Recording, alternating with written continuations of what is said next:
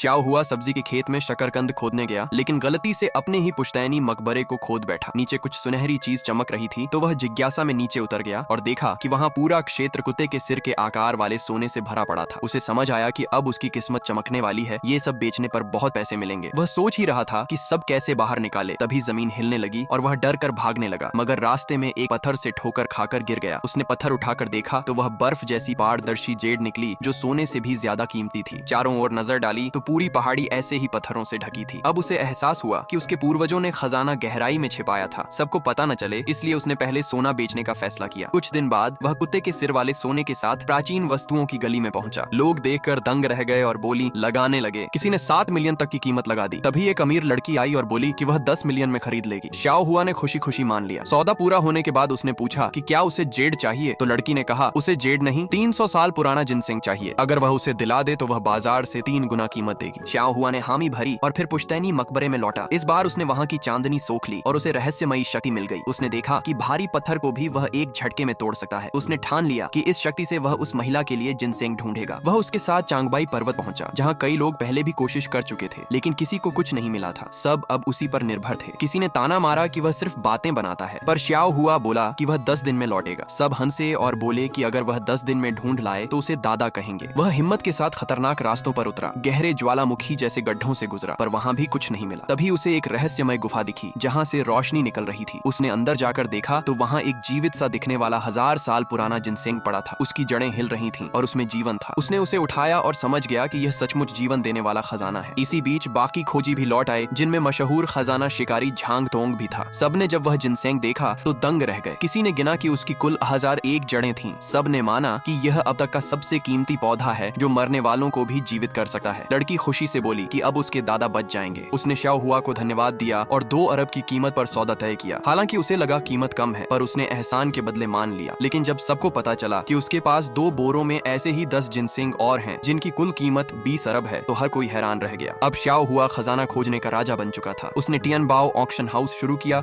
और घोषणा की कि 1 दिसंबर को वह इन 1000 साल पुराने जिनसेंग और रहस्यमय वस्तुओं की नीलामी करेगा। सब तैयारी में लग गए और श्याओ हुआ ने मुस्कुराकर कहा, यह किस्मत नहीं, मेरे पूर्वजों का आशीर्वाद है।